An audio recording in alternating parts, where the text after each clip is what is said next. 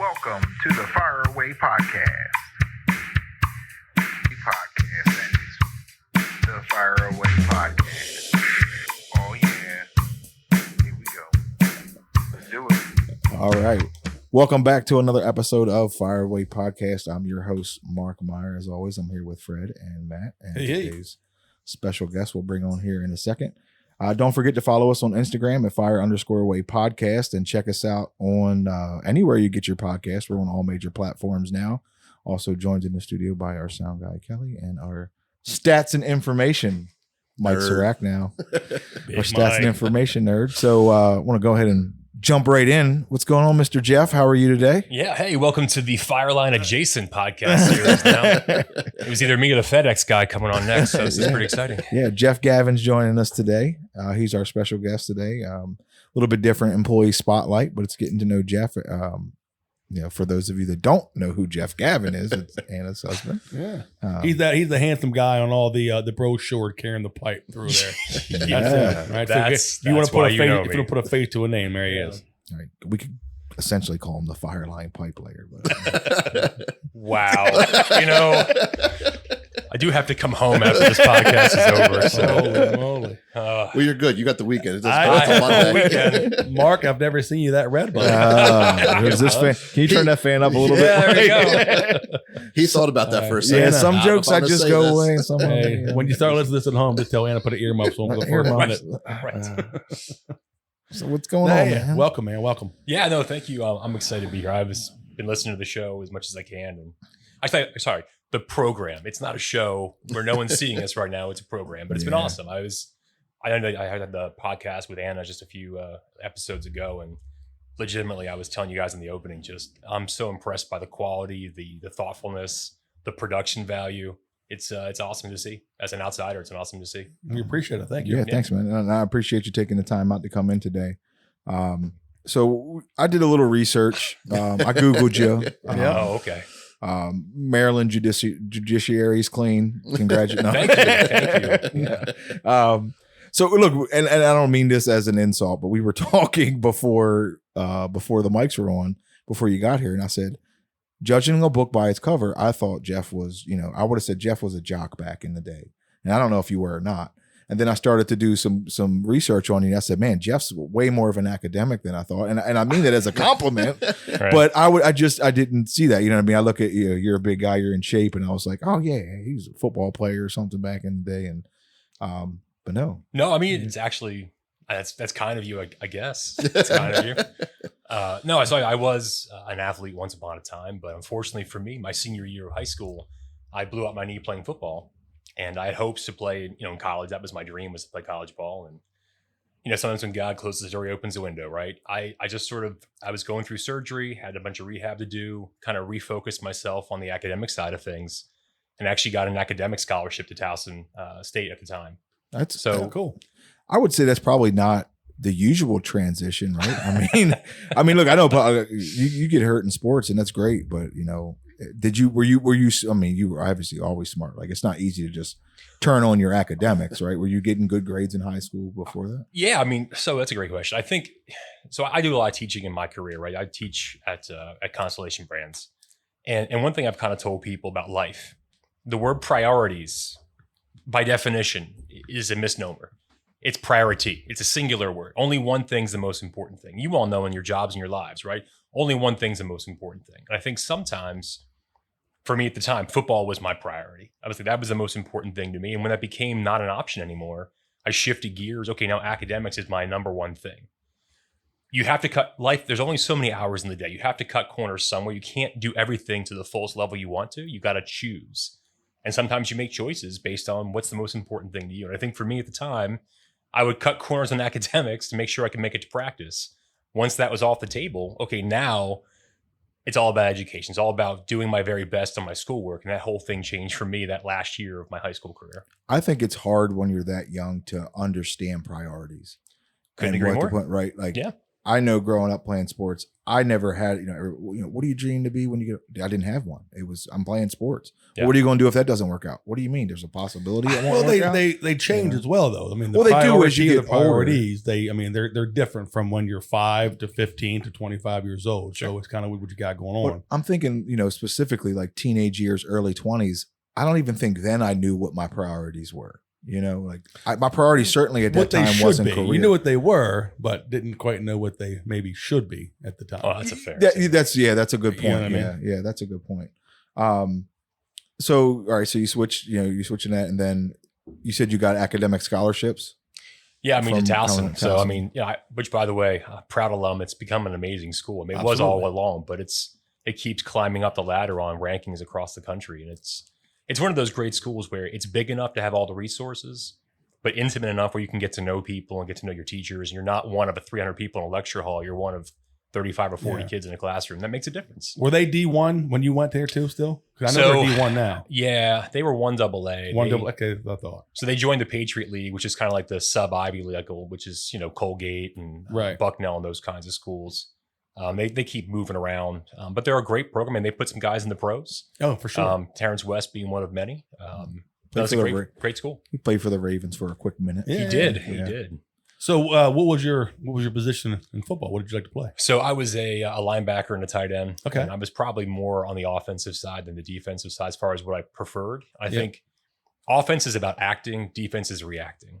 And I just think from a skill set standpoint, defense is so much harder. You have to see what someone else is doing and respond to it. Whereas offense, you know where you're going. They have to try and cover you. Right. So Right. I always preferred the offensive side. Good hands?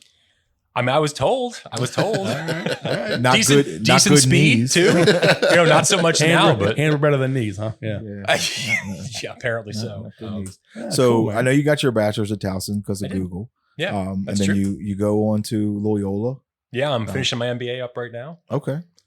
which has been awesome. It's opened a lot of eyes for me as far as just seeing things from a different perspective. And what's funny is for me, I'm 46. I turned 46 about a month ago.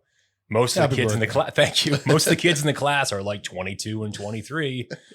Are you the teacher? No. I'm a student here also. Nice to meet you. Yeah. Again, that goes back to priorities, right? Your priorities when you were 20 shifted. Yeah. And I don't want to take Fred's questions away from you, but Jump in at there, man. what age did you meet Anna, and did things start to change for you prioritize before that?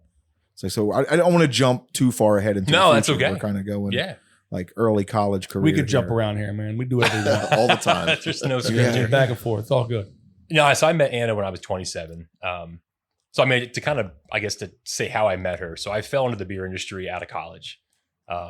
My senior year of college, there was an award called the Towson Man of the Year, which I lost. But the gentleman that helped provide the award and do the judging was like, hey, if you're ever looking for work, we're always hiring over at Bond Distributing, which is our beer wholesaler here in the Baltimore market. Okay. So I graduated college with no real idea of what I wanted to do next.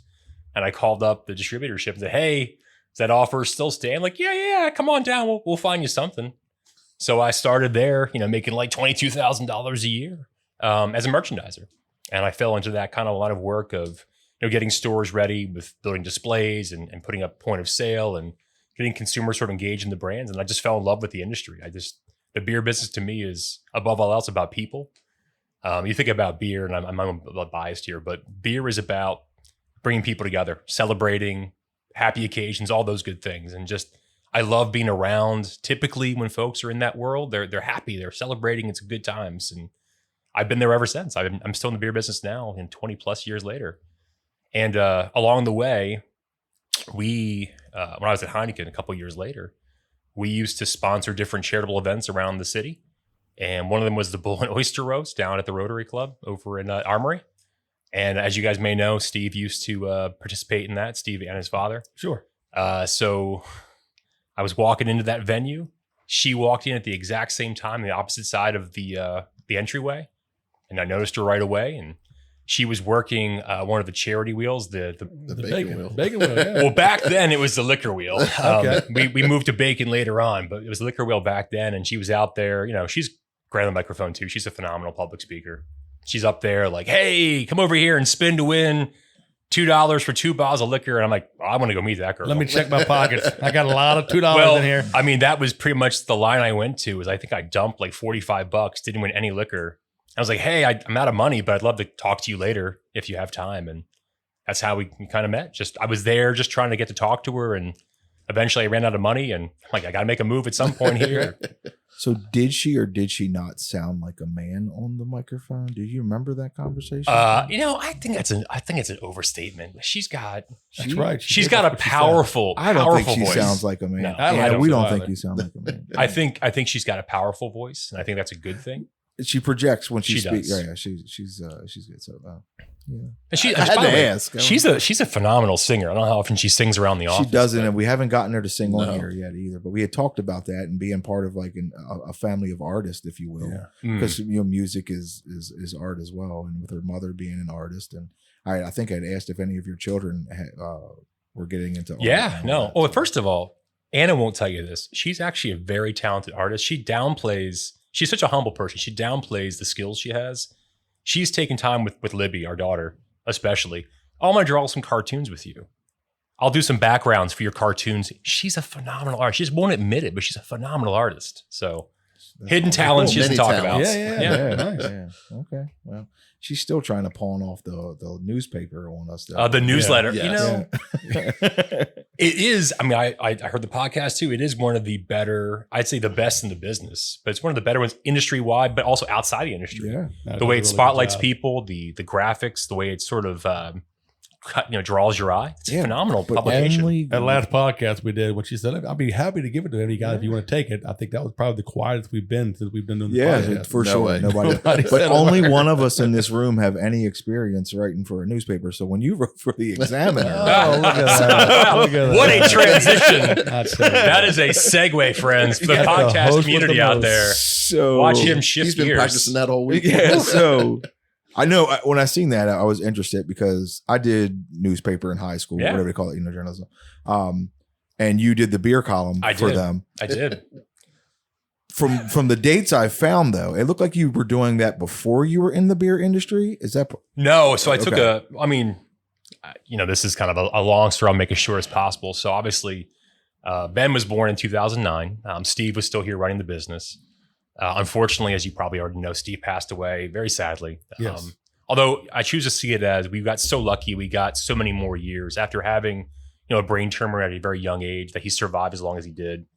Phenomenal father-in-law. I can't say enough great things about him. I think Anna's biggest regret is not spending more time at Fireline with him because she loves the business. I mean, she loves it. She loves what she does and she's great at what she does. I don't think she knew at the time, though, that was a future for her. I think she wanted to carve her own path, which a lot of kids wanted. They wanted to sort of make their own way in the world. And she also wanted to be a mom. I mean, when Ben was born, her goal was, okay, I'm going to take a break from my career. I want to raise him. And we both agreed that having a parent at home with our child was important. So I'm not a hypocrite. When Steve passed away, there was not really a succession plan in place.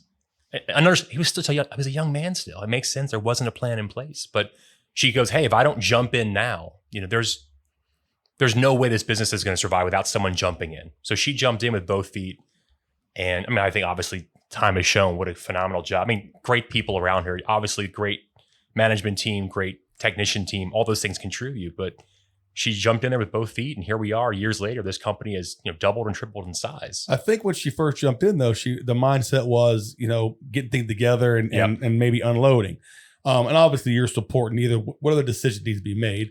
Were you from the get-go on that? Were you kind of leaning toward maybe, hey, maybe you want to look into taking it over? Or you just kind of step back? And then when she decided to make that decision, obviously you said you had the kid, you had Ben, wanted to be a mother. And when she said, you know what, hey, I'm going to go after it. What was your role? How was your support? Yeah. What were you able to do? Yeah. In the beginning, it was, my parents and her mom were sort of rotating, watching Ben. Because I had a job with, at the time, Miller Coors, where I was traveling quite a bit. I was doing like on-premise chains like Applebee's and Buffalo Wild Wings, calling on those accounts. So I was traveling a lot. And she was obviously here 70, 80 hours a week trying to figure things out and get things back in the right direction. So, it was my parents watching Ben. And we go, this is crazy. I can quit my job. You can't. So we made a decision. Like I said, hey, it was important to me that a parent was home with our kids. I'll be that parent. So during that time, I left my job, which this is back in 2010 when the economy was kind of shrinking a little bit. So it was a very trusting move to say, hey, look, I'm going to give up my career knowing that it's the right thing for our family. But I trusted that where she was taking this company was the right direction. I know how smart she is. I know that she's the kind of person that as a leader puts people in position to succeed. And that's a really important thing to say with leadership. It's you have people for a reason. Right. All the folks in this Use room, them. you're here for a reason. Use them. Exactly. Leadership is putting those folks in position to succeed. So I stepped away, and that's when I started writing the newspaper column because kids sleep like a lot when they're little. So he was sleeping 4 or 5 hours a day in the middle of the day. I wanted to stay engaged, keep my brain sharp. So I started writing to stay in that industry. And I worked in newspapers when I was a kid. I worked at Towson's newspaper. I worked in my high school newspaper. I liked that kind of stuff. I liked writing and just kind of kept me engaged. And then, as time kind of passed and Ben got older, it made sense to get back into my career. And here I am now. Now, did you get back to Miller Coors then? No. So Miller Coors is fascinating. If you guys don't know, I worked at Coors Brewing Company, which by far my favorite place to work when I was in that industry. I had a great team, great brands, all that stuff. But then as consolidation happened, Miller and Coors formed a joint venture. So imagine taking like two rival street gangs, putting them in the same company, and then laying off like 40% of the workforce. It was a tough place to work. And I lost a lot of great friends that were talented because there wasn't space for everybody. So, when Miller Coors culture kind of evolved, it's much better now. They've obviously come a long way. Now there's Miller Coors people, not Coors and Miller people. But for a long time, I was, you're legacy Coors. Oh, you're legacy Miller. Like, there's not a secret handshake over here or anything, folks. It's not like we all hang out on the side, but there's a lot of dividing lines across that company. So when I left, it was kind of also, I was ready to get out of that situation. But I got fortunate, make a lot of friends in the industry along the way. And I made a friend named Kurt Cooney, who actually was our brand manager when I was at Heineken at the wholesaler called Republic National. And I was looking for work. He's like, hey, I'll take you in a heartbeat. Because we made I worked hard when I was working with him, and you make friends along the way. It's this very small industry, and sometimes you need someone to fight for you. And I think you think about this industry too. When you know what someone can bring to the table, you fight for them, and that's the difference it makes. Sometimes it's a very niche industry, and I imagine that the beer industry is the same, right? It's probably. I guess sales could transfer a little bit, but when you know a product like beer, like you said, it's a small community in a lot of ways. Yeah. No, so you're good at what you do, so that's why that individual kept fighting for you to keep you there or bring you back on. Yeah, and then from there, I worked there for a while. Then I happened to have some friends at the Coors business that went on to work at Constellation Brands, which was at the time Crown Imports, and that's how I got to where I am now. Just people that I knew that, hey, I'm looking for this opportunity, look at this kind of person, and would you consider it? And I've been down there for 13 years. That's how I got here, just knowing somebody. Yeah. Well, but hold on. Let me clarify. You may have got your foot in the door by knowing somebody, but you stayed in there because you were talented and you were smart and you brought things to the table. Yep. And I do want to circle back to when you were saying Anna wasn't sure what she wanted to do because she wanted to pave her own pathway, right? Yeah. But going back to that, like, I think she has paved her own pathway here at Fireline. Yeah. Like, she completely turned this company around. I've only been here since it's been Anna. Yeah. So I started. I never met. Yeah, I started in 06. So I had a little bit of Steve. Yeah. But what Anna has done, with technology and going paperless, like all the changes she has made, she hits the ground running, and she's done a lot for this company. Well, the technology piece, I'm glad you brought that up. She's really proud of the fact that it wasn't just where are we now, where are we trying to get to? Exactly. And technology is a huge part of that, is anticipating where are things going. The technicians in this company their time is their most precious resource. They only have so many hours a day to make service calls. The easier you can make their calls by using technology to save time, the more effective they are. And that's a difference. That's why this company keeps growing, is because, again, talented people maximizing their talents and their time. That makes a huge difference. 100%. Now say that again. Say that again, because it's important that you say what you said about technology and the reason why we're doing technology and trying to make everybody's job easier. Yeah. Sometimes you're reluctant to change. You're reluctant to the technology coming on. You feel like it's making your job harder. As soon as people hear technology, a lot of them throw up that red flag and like, no, I don't want to do it. I don't want to do it. But that's exactly the point. The reason that we do what we do here with the technology piece is to try and make everybody's life a little bit easier. Yeah, I think it's a great point, is that it's about what can I take off your plate? And I think sometimes, give you an example, you used to write a report and then have to log it in a second time. If I could do it in the field at that moment without having to do it a second time, I'm saving parts of my life I can use for something else. And it may seem weird. Change is always scary because it's unknown. But once you get familiar and embrace it, it's amazing how fast you acclimate and become better because of it. And that's the point, embracing the change, right? People say, we always hear that people don't like change. Yeah. I find that to be completely incorrect because people change all the time. Sure. You're changing, you buy a new car, you buy a new house, having kids. Those are all big lifestyle change that you're making people make all the time. What people don't like is change being pushed upon them. So if you can find a way to change an environment, but have everybody else on board like they're a part of that change, it's a lot smoother and goes a lot easier. I think that's a lot of fear based, right? People, Definitely. the fear of the unknown. It kind of goes back to what we were saying before. It's almost priorities, right? Your priorities have to change along with it too. You just have to accept that. Like, if somebody's forcing a change on me, then I have to see if I want to stay here, I want to make this work, then I better shift my priorities along with what the company's goals are, or it's not going to work out. And it's a lot tougher for some people than the other. I think the younger generation struggles with it more than the older generation. Maybe that's because of responsibilities. It was a lot easier for me to, in my early 20s to go, I'll go find somewhere else to work, and now I'm looking at, I'm unless I get fired, I'm going to be here until I retire. Yep. I got to watch the jokes I say on the podcast, I guess. But besides that, I think I'm going to be good. Well, I mean, this is actually marriage advice for all the folks on the phone call, right? Is that change is about trust too. So my wife is got better fashion sense than I do, is a better eye for a lot of things than I do. And it's kind of coming to the point of trusting when she says, you should change this. Oh yeah, you're right. You're right. I should change that because I trust her judgment. I think that's the thing too. And that's one of the empowering things about technology is if you trust that it's the right thing for the business and you embrace it, it's amazing how often it's successful. If to your point, if you walk in not willing to try it and check it out, it's a self-fulfilling prophecy. Yeah. If it's not going to work. Well, of course it's not if you don't actually try to use attitude. it. Correct. And I use that same theory, like my youngest daughter's trying out for the volleyball team, right? And she kept saying, if I make it, or I can't do this, I can't do that. I'm like, you're never going to do it if you keep saying, I can't do it.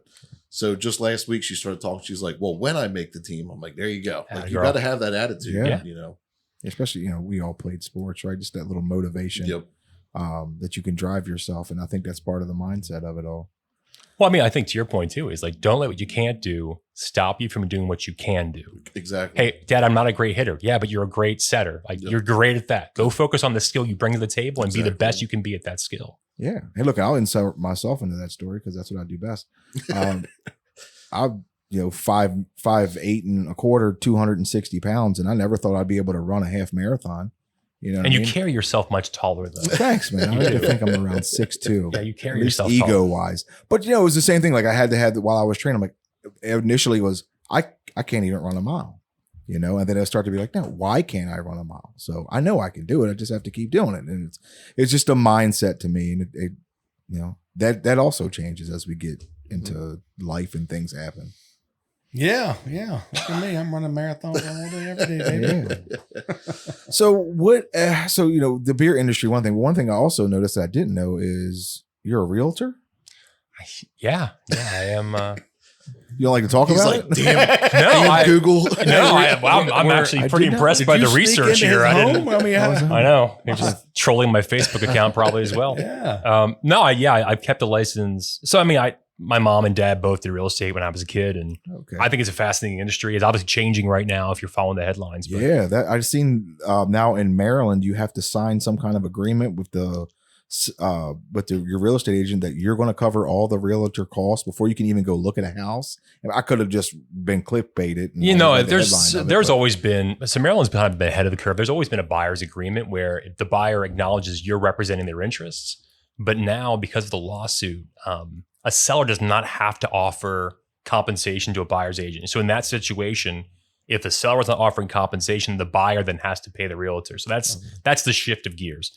Most smart sellers still realize that having a commission offered to the buyer's agent brings more agents to that property. So they're still offering it, but just there's an option to not do that to the same level there used to be. Right.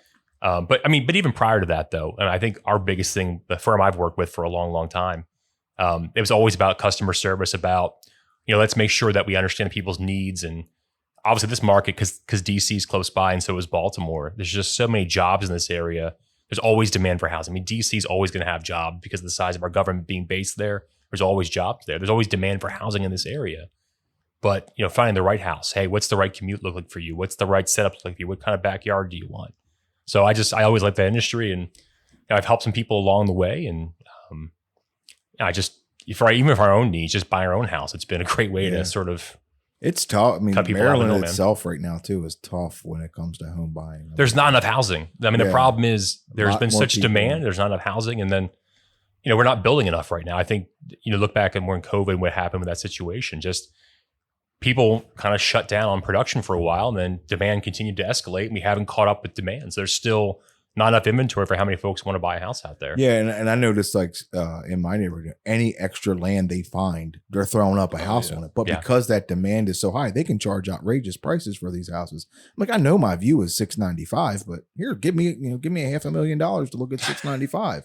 And people are doing it. I'm sure there's a line out the door. People are ready to. They're waiving the inspections now. Like they're waiving a bunch of stuff just to get in. Yeah, it's ridiculous. Well, I think it's changing a bit now because the rates have climbed back up again. You're seeing folks be a bit more discerning about what they're willing to give away. But back when the rates were like 2.5%, like just get me a house. Yeah. I'll figure it out later. Yeah. But I mean, I think the real estate market, though, to your point, it's just so many folks want to live in this area because it offers so many things. I mean, we're not that far from the beach or the mountains. There's great cultures in 2 huge cities nearby. There's a lot that this area offers. It's a great place to live. It is. I've said about Maryland is that you can be to the beach or the mountains within a couple hours, and there's not a lot of states where you can do that. It's got a little something for everybody. It's America in miniature, that's what they say, right? Yeah, it really is. You can see a lot.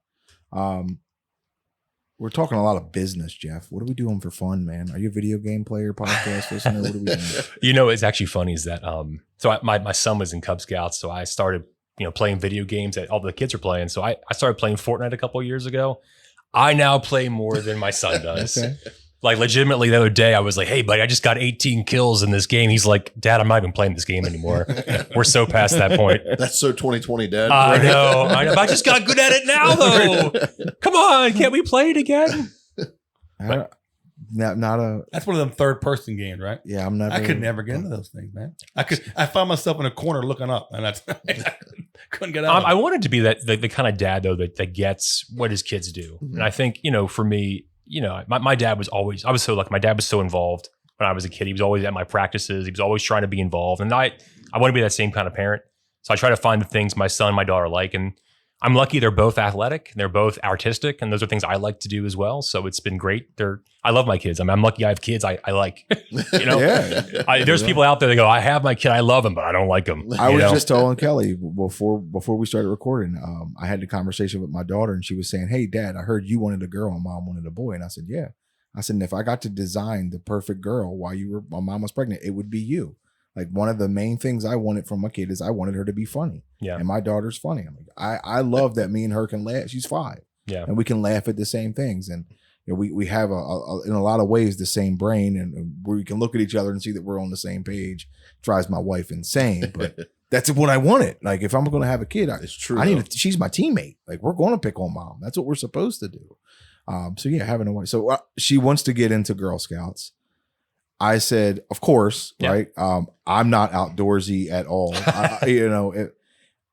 We've camped, but I glamp, you know what I mean? In a travel trailer and all that. But I think I would like it. And I know you had done it with your kids in the past. Am I in for a world of hurt, or is it going to be fun? You're going to love it because you're going to see it through her eyes, and she's going to have a great time. And whether it's miserable or not, you're going to have fun because she's having fun. 100%. Because I know it'll be miserable. I don't like hot.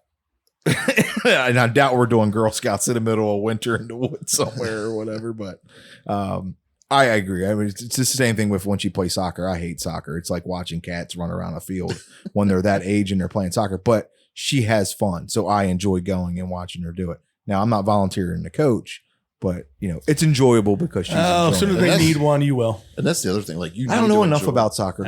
You don't need to. You need to enjoy those times because, like, I look now and like.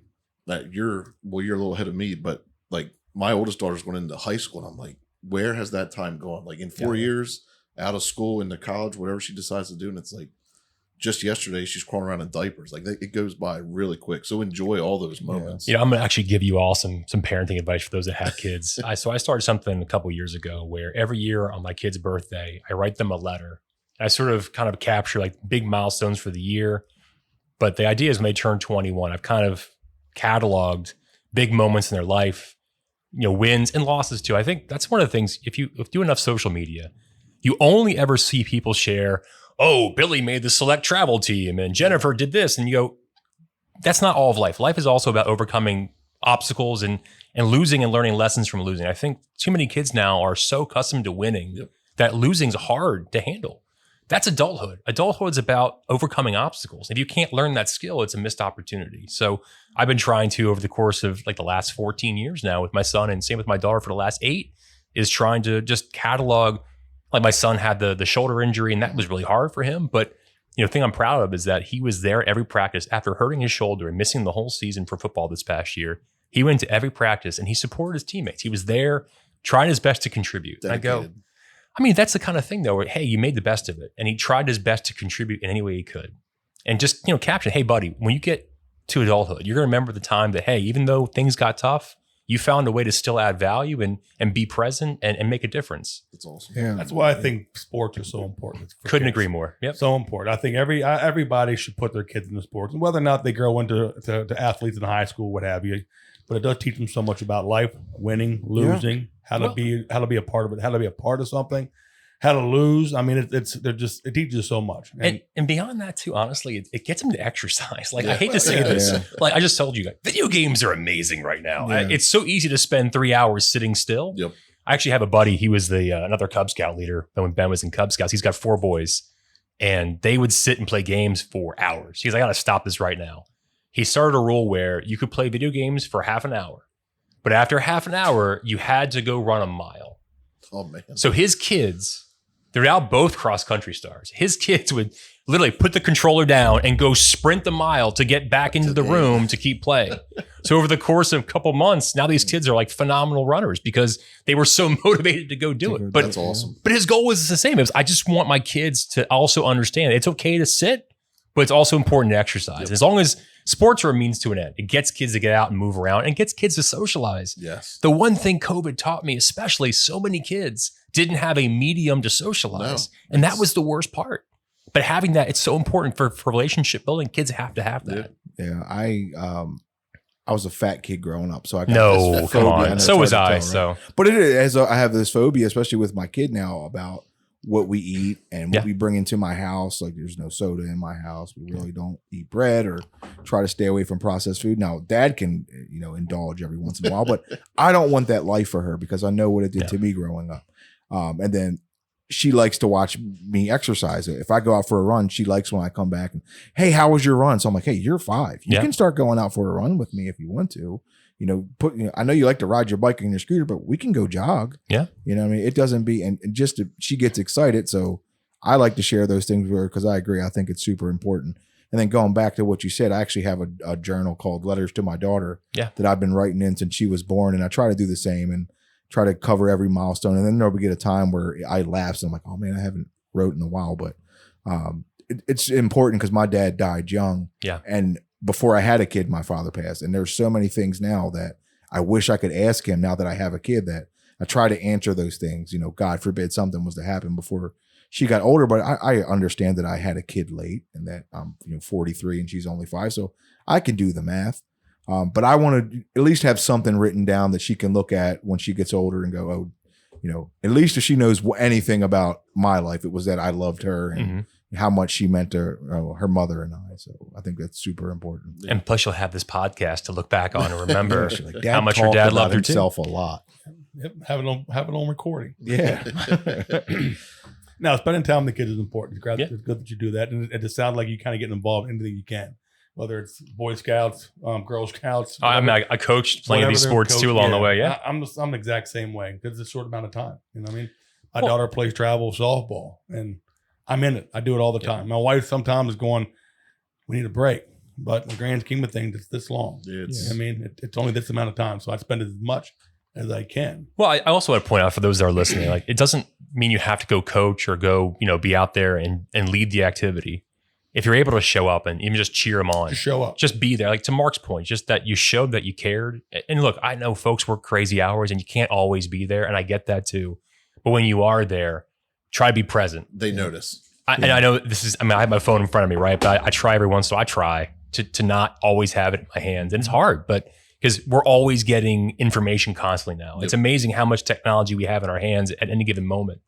But kids pick those things up. Yeah. Be where your feet are. I've heard that expression a lot. And I do the same. Right? I try to get home and I try to put my phone on the kitchen counter, or my phone's on the kitchen counter. And if we're in the living room, I still go up and check them because I feel like I have a responsibility in my job to do such things. But I know that she notices when we're on our phone. I'll catch her looking at me, and I'm on the couch on my phone and she's trying to tell me something. Yeah. I'm not doing anything important. No. And then I feel so guilty about it. Like, I never had that growing up. None of us did, obviously, right? None of us had to watch our parents get on their phone when we were growing up. But the occasional beeper maybe out there, but yeah. I don't know.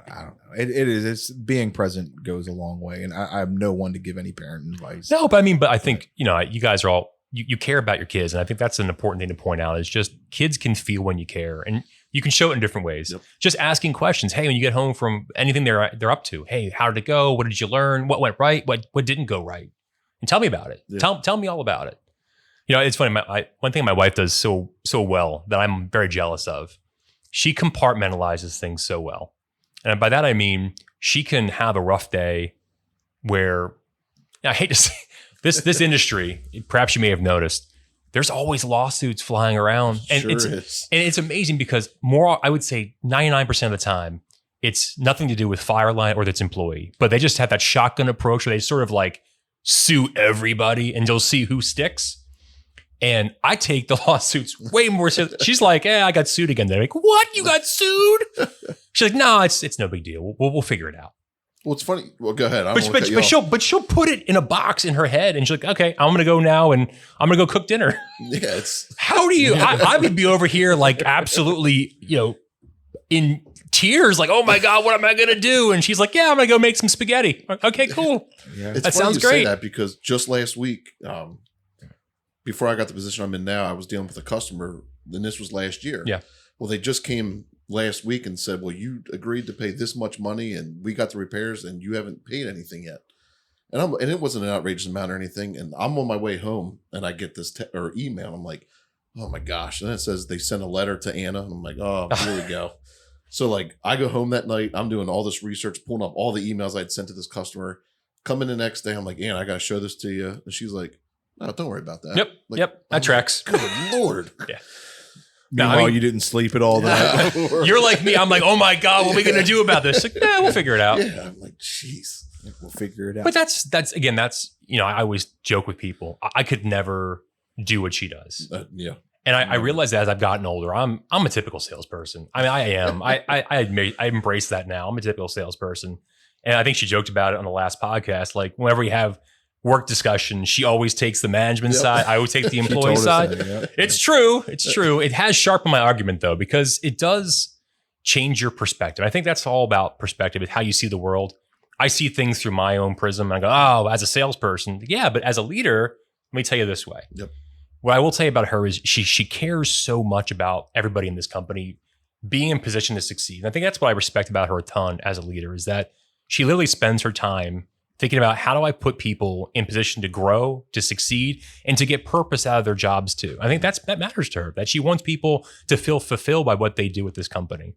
And just, and beyond that, just her ability to sort of, I think, see a bigger picture. Yeah. I'm so in the weeds on things. I'm like, again, day-to-day stuff. That's why I be all up in, and she's kind of able to see a bigger picture. And like to your point, hey, don't worry about it. We'll figure it out. Yeah. It's not easy to do. It's not. Yeah.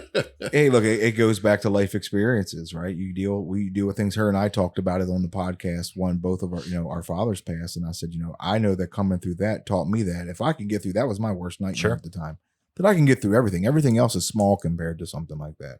You know what I mean? I wake up, got a flat tire. Oh, it's the worst thing in the world. Nah, it's just one of those things. Yep. Just going to deal with it. Right. Life moves on. I want to shift gears a little bit because you're I feel like we can sit here and talk all day. Yeah. So you're a salesman, and you said, you're a salesman. You like the sales, but one thing I don't think you give yourself enough credit for is your writing. I did read some of your writing. Oh, thank you. And it was an article that you wrote in 23, in March of 23, which was if maybe you remember, do incentives have value outside of? Oh wow, you got my LinkedIn profile Yeah, too. so- Holy cow! So I read this article, I'll but tell it ya. was funny because after I read it, I had this conversation with probably everybody in this room about I'm finding it hard to motivate some of my employees that are of the younger generation. Yeah. And it's because I can't incentivize really what they do because we don't have the same ideas of what life is. And trying to tell them like, look, I understand, I can say this and you can value this, but my job has put me in a position in my life that they can't relate to. Yeah. Does that make sense? 100%. And so their ideas and their values are different. So I do find it hard, I guess I could say, trying to find a way to make that work. Yeah. So so the incentive thing. So I teach a class on incentives at my company, and there's two kinds. There's intrinsic and extrinsic, right? Intrinsic comes from within. Extrinsic is money, prizes, cash, trips, all that stuff. The reality is, when it comes to money and cash and prizes and trips, that's a finite resource. There's only so much extra money to go around.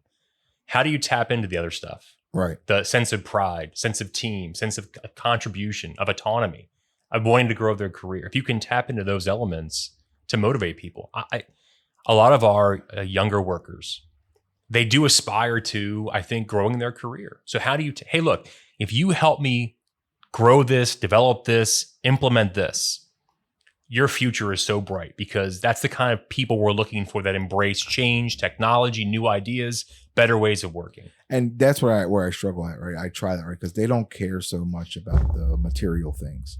Yeah. You know what I mean? The gift card, whatever. That's great. And I do think that they want to grow their career. I think that the guys that I have here, the younger guys that I have in the shop, they chose not to go to college. They chose to come here and work. So that told me that, hey, they are interested in a career, but I just don't think they know what that means. And it kind of goes back to what we were saying at the beginning of the podcast about your life at that time in your early 20s, that you don't know what your priorities are. Yeah. When I'm saying you can grow your career, and I'm saying, look, just trust me. And I know when I was your age and a 43-year-old man talked to me, I said, shut up, old man. Right? Like, it just rolled your eyes because I don't want to hear what this old guy has to talk. But I told him, like, if you're going to listen to anything, just trust me that I'm telling you, you're in a great spot right now. You're already here. Yeah. Right. You're in the door. Make the most out of it. And in 20 years, it goes by so fast. You're going to look back and go, man, I'm sure glad I worked hard and grew my career, because you're going to be in such a better spot 20 years from now. Says everybody who's been in this company for 20 plus years, and who's put their time in. Yeah. It goes, what you said, trust, right? It's, you gotta trust the process. And I feel like I struggle getting that point across, maybe just because I can't tell if they're receiving it. That's a great point, is that sometimes the feedback you're getting, are they buying in, or are they kind of just nodding their head to get me to go away? Right. Exactly right. Like, are you listening to respond or understand kind of thing? Like, is it because that's what you think I want to hear, or do you really care? When we sit through those boot camps and we have any guy new come on, anytime we had a helper would come on, and when I was a supervisor, I always try to tell them all, you had those conversations. Like you said, we don't know, are you listening or not listening? Do you understand what I'm saying? Not understand what you're saying? But I try to put it back onto them and just let them know that the important thing for them to do is to give it all they've got for the next 6 months or a year while you're here, right? I understand that you're 19, you're 20 years old. This may not be it for you. And I get that, but you owe it to yourself to give it all you got and make that decision at the end of those 6 months of that year to know if this is for me or not for me. Yeah. But you got to show them. I think the thing is just having them believe in themselves long enough to give it all they've got and really put an effort forward towards it. Yeah. And then let that play out, and then be there for support when they fall, be there for support when they succeed, and just making sure that, along the way you're giving guidance and the best, advice you can. One thing that resonates with me about just Fireline in general, it's life safety. So there's purpose baked into what you all do. And I think I admire that a lot, that you're talking about part of what you do is making sure there's a safety factor if there is a fire in a building or some kind of establishment. Like, that's a purpose that matters. Like, your company and people that work here, they are serving a greater good in a lot of ways. I think that's really notable and admirable. And you talk about people just trying to align against a common purpose. You have a common purpose. You have a higher purpose, if that doesn't sound too lofty. You are doing a good thing for society. Yeah, and I think that's hard to get across to some employees too. Sometimes it's like, it's not just enough, like you said, it's life safety. Like, it's like, I think a lot of the time too, and I think it's so individualized, right? Where I think we speak in these terms of a group of that everybody's going to feel the same way. And I can only do what I do best and attribute it to myself, right? Is success means something different to everybody, especially as we get older and our priorities change, right? Success looks different. What your idea of success is completely different than what my idea of success is. I go back to what I said about growing up. I didn't have any dreams of, being successful. Successful was to me was that I could just, have a family and live in a house and we had food when we wanted food. That was success. I didn't really care what I did for a living. That's all. If I made it, I tell my wife now, if I make enough money that we can go out and eat out whenever we want, I'm happy. First of all, I think that's an awesome outlook, because I've always told people when it comes to success, if you don't define what success looks like, how do you know if you've achieved it? Mm-hmm. If you say success to me is I have a happy family and we have the means to eat out dinner when we want to, it doesn't have to be, I want to be president of the United States. It doesn't have to be something that long. It can be just something as simple as I want to make sure my family is comfortable and happy. Mm-hmm. That's a great goal. Yeah. I want to keep my world small, right? But no, it can change. Your success factors can change. You're not limited to just one success factor. Well, and it has changed in ways to where it's Sure. maybe changing to where I've added things, right? Like I do success now to me is I want to die knowing that my daughter knows that I loved her and that I was, I did my best to be a good father. Yeah. Whether she ever says you're a great dad or anything like that, I don't know, but at least she'll know that I did my best. And everybody in here who is a father can tell you, we know it's not the easiest thing, but so that is, I would say it's not changed my success, but it's added on to what I would consider being successful. Yeah, no, I told my son, I'm like, in life, if you care, I can teach you almost anything else.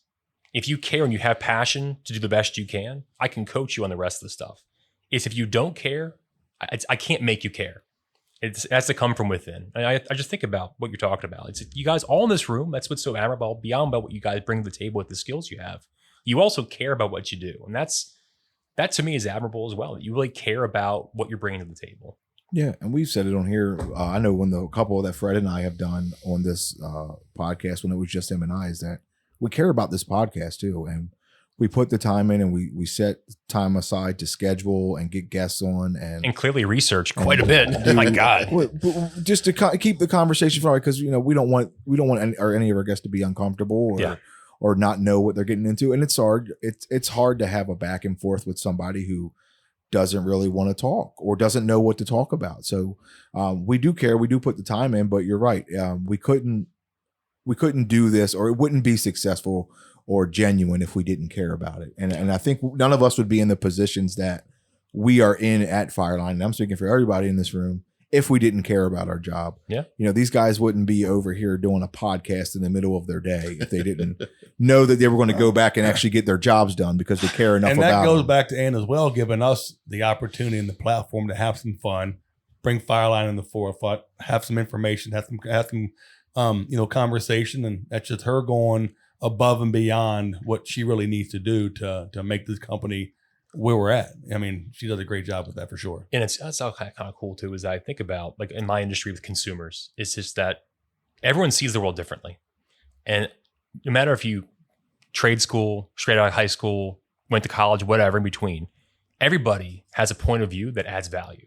So I know she talks about like employee contributions on ideas. Everybody can have a great idea. It doesn't matter where you come from. You can have a great idea that can be implemented and make the company better, because everyone sees the world differently. And that's what's so amazing about this whole company. There are a lot of smart people here that have thought of things that have made the business better because they volunteered. Hey, what if we did it this way? That's a great idea. Like, this podcast is one of many examples of, hey, what if we made getting information about the company fun? Yeah. What a great idea. Let's make it fun to learn more about the people that work here, why they work here, what they care about, what they're working on. What an amazing idea. But that kind of stuff, that you have an environment where folks feel like they can contribute, that's amazing to me. That's the autonomy you were talking about earlier. Yeah. 100%. Yeah. And as we grow and it gets so much harder to stay that family feel here, I think this is going to be a big part of it. It's so easy to just hit a button and listen to a podcast and stay up to date with what everybody's doing and get to learn something about your fellow coworkers or your fellow coworkers' spouses. We've had those conversations. It's tough too. I mean, the way we're moving and what she's done so far as growing us. I think since I've been there, almost an extra 100 people, and I've only been here for 10 years now, so we're growing fast. But getting to the point where we want to maintain that family feel, maintain that togetherness, but in the same sense, you've got to grow as a company too. And there's some corporate things that you need to start doing to stay successful. So it's finding that happy medium and that balance in between to have them both. I think so far, Fireline as a whole and Anna herself has done a pretty good job at keeping that together and keeping that family feel the best we can. And again, I think this is one of those ways that we're doing it. So it's been fun to watch for me since I've been here for the last 10 years where we grow. And it's just kind of what the next 10 years looks like. I think we'll be all right. Yeah. I mean, I think we're all safe. I don't think AI is taking any of our positions yet. Kelly, so we'll see. But Jeff, thank you, man. Thank you for your time. We wrap this thing up. We're moving along pretty good here. Do you mind if I steal your idea a little bit? I kind of thought about a question I would like to ask Jeff. Our closing question? Yeah, along the line. Yeah. We usually have a closing question. We usually ask our guests who are Fireline guests, what would today's employees say to themselves on day one when they first came in? So we kind of talked about a little bit of spin. So I was thinking of something as we were talking, and I wanted to see where this podcast went, and we talked a lot about life changes and priority changes and viewpoint changes. So I know it seems like a huge shift in your life was you hurt your knee playing high school football, right? Big first, life change, if you will. Yeah. And I can only imagine your thought was, OS. Yeah. What am I doing now? So what would Jeff today say to Jeff, that football field, the day he hurts his leg and sees that your path in life is now going to change? Yeah, no, that's a deep question. I think I would tell him it's going to be okay. I think you kind of made a point earlier about just sometimes you think this is what you want, and then things change and you find out you end up in an even better spot. Right. I mean, I'm married to an amazing woman that I love beyond belief. I have 2 amazing kids. That's where I always wanted to get to. The path to get there was not what I expected it to be, but I got to where I wanted to be. And to your point too, like you have a family you love, and you love that you have time with them. And that to me is special too, is that I have a position in my life where I get to see my kids. I get to see my wife. I do spend time with them. I spend a lot of time traveling and not doing those things. And I think I've learned along the way, time is the one thing you can't make more of, and how you choose to spend it matters. And I would tell that same kid, choose how you spend your time wisely. You don't get as much as you think you do, and use it to its fullest and enjoy every moment you can. So I think it's a deep question. I appreciate you asking. I do think we're very fortunate. As a family, we have, like you said, we have all the things we need. I feel so blessed just to say that out loud. We have all the things we need. We're very fortunate. I think that's something worth remembering too, is that your misfortune is someone else's good fortune, right? You had a dad that loved you. I know it's sad that he passed away, but you know how much he loved you and you loved him. That's worth celebrating too. I agree. I completely agree. Well, thank you, Jeff. I appreciate your time. I appreciate you coming on. Yes, thank you. Thanks a lot. Most motivational show ever. Yeah. I appreciate it. Well, thank you everybody for listening, and we will talk to you next time. All right, guys. See you. Thank you.